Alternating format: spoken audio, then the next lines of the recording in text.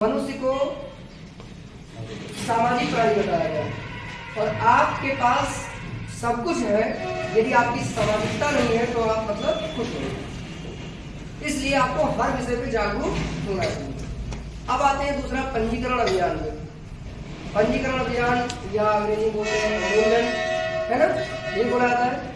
अगर हमें मतदान करना है, मतलब अपना विचार किसी को दान करना है, मैं इस बात को चिन्हित कर दे रहा हूँ, अभी एक्सप्लेन करूंगा। मत को क्या करना है, दान करना है, तो उसके लिए हमको कहीं मतलब मतदाता सूची में यानी वोटर लिस्ट में होना चाहिए, तभी तो कर सकते हैं। और उसके लिए हमारी पात्रता जो है वो कितनी है, 18 वर्ष, ठीक है। यदि हमारी उम्र, हमारी आयु 18 वर्ष पूरी हो चुकी है तो हम सबसे पहला काम जो करेंगे वो क्या करेंगे,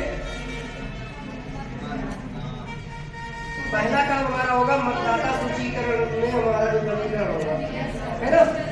जागरूकता शब्द इसीलिए जोड़ा गया है क्योंकि 18 वर्ष की आयु जब किसी भी व्यक्ति की पूरा हो जाती है, चाहे वो महिला हो चाहे वो पुरुष हो, तो ऐसा माना गया है, विज्ञान ऐसा मानता है, साइंस का यह मानना है कि वो मैच्योर हो जाता है, समझदार हो जाता है, वो गलत क्या है सही क्या है इसको जानने समझने लायक हो जाता है। इसलिए इस आयु को निर्धारित किया गया कि 18 वर्ष जैसे ही आप पूरा कर लेते हैं अपनी उम्र का, तो आप मैच्योर हो जाते हैं, आप ये समझने लायक हो जाते हैं कि मेरे लिए कौन गलत है, मेरे लिए कौन सही है। अब ये स्टेप पूरा हो गया तो आप क्या करेंगे, मतदाता सूची में अपना नामांकन कराएंगे, ठीक है। तो मैं दूसरे विषय चलूंगा, नामांकन आप कैसे कराते हो, क्या तरीका है आपके पास नामांकन कराने का। आप जो है, आप जिस भी ग्राम पंचायत में रह रहे होते हैं, जिस भी नगर पंचायत में रह रहे होते हैं, वहां पर कहीं आपका एक पोलिंग स्टेशन होगा, मतलब मतदान केंद्र होगा, है ना। उस मतदान केंद्र पर एक अधिकारी नियुक्त किया जाता है जिसको हम बोलते हैं BLO, बूथ लेवल ऑफिसर, ठीक है। BLO के संपर्क में आकर के आप आवश्यक दस्तावेज, जिसमें आपकी पासपोर्ट साइज की फोटो होगी और एक ऐसा दस्तावेज होगा जो आपके आयु 18 वर्ष पूरी हुई है इसका प्रमाण होगा। उसमें आपका आधार कार्ड भी हो सकता है और स्कूल कार्ड भी हो सकता है, हाई स्कूल की मार्कशीट भी हो सकती है, ऐसे 16 प्रकार के दस्तावेज होते हैं, ठीक है।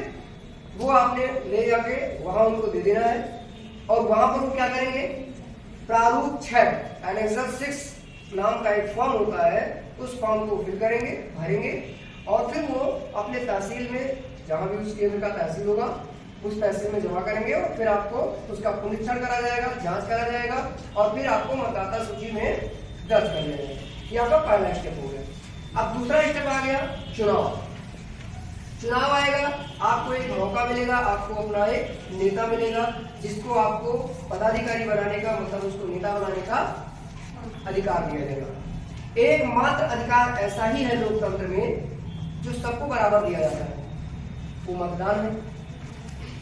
कहने का आशय है कि अगर वो गरीब झोपड़ी में रहने वाला व्यक्ति है तो, महलों में रहने वाला व्यक्ति है तो, या माननीय प्रधानमंत्री जी हैं या माननीय मुख्यमंत्री जी हैं, सभी को सिर्फ और सिर्फ एक वोट करने का अधिकार है। ऐसा नहीं है कि अगर आप मुख्यमंत्री हैं तो आप 2-4 वोट कर सकते हैं, आप प्रधानमंत्री हैं आप 2-4 वोट कर सकते हैं, या आप बड़े लोग हैं, आप धनाढ्य लोग हैं, अमीर ज्यादा हैं तो आप ज्यादा वोट कर सकते हैं, और मैं गरीब हूँ तो मैं 1 वोट कर सकता हूँ या मैं आधा वोट कर सकता हूँ। सबको वोट करने का अधिकार बराबर दिया गया। तो लोकतंत्र और प्रजातंत्र 2 ऐसे पहलू होते हैं जिसमें किसी भी देश की, किसी भी राष्ट्र की या किसी भी समाज की आधारशिला बनी होती है। अगर कुछ समाज को आगे ले जाना है तो या तो वहां का राजतंत्र काम करेगा या तो वहां का लोकतंत्र काम करेगा। राजतंत्र कहां से समझ रहे होंगे, इसको प्रजातंत्र से भी नवाजा जाता है, जिसमें पहले राजा हुआ करते थे। राजा का लड़का है, वो योग्य है अयोग्य है, राज्य को संभालने लायक है नहीं है, नालायक है, कोई मतलब नहीं, बस वो राजा बनेगा। राजा के बाद होता था ऐसा, प्रजा का कोई अधिकार नहीं है। राजा ने जैसे मान लिया जाए कि आप राजा हैं, मैं आपका उत्तराधिकारी हूँ या आपका जो भी उत्तराधिकारी है, आपने कह दिया कि यही अगला राजा होगा तो वो राजा होगा, जनता वैसे ही हाथ उठा देगी, हाँ ये राजा सही है। होता था ऐसा, आपने पढ़ा होगा, है ना। लेकिन धीरे धीरे हम अपने अधीन हुए, हमारा अपना एक गणराज्य बना, हमारा अपना एक गणतंत्र बना, हमारा अपना एक संविधान बना, हमारा अपना एक नियम कानून बना, और फिर सभी लोगों को एक चुनने का अधिकार दिया गया कि सब लोग क्या करेंगे, अपने नेता को चुनेंगे। ऐसा कुछ नहीं है कि वो गांव का प्रधान था तो उसका बेटा ही प्रधान होगा, ऐसा कुछ नहीं। भले ही वही चुना जाए, अलग विषय है, लेकिन चुनाव होगा। समझ में आई बात? अब चुनाव करने के लिए हमारे पास पैनल होते हैं। हम सबसे पहले किसको चुनते हैं, बताइएगा? इसमें ऐसे कितने लोग वोटर हैं ऑलरेडी, मतदान पहले से करेंगे? एक भी लोग नहीं। जिला पंचायत सदस्य सबसे पहले किसको चुना जाता है? जिला पंचायत सदस्य, जिला पंचायत सदस्य एंड इससे बीडीसी, पहले भी आपके कई लोग होते हैं। Yes. जिला पंचायत सदस्य पहले, ग्राम पंचायत, प्रधान, बीडीसी, मेंबरी, सदस्य सदस्य एंड ये जवाब मेंबरी। सही है। सबसे पहले हमें किसको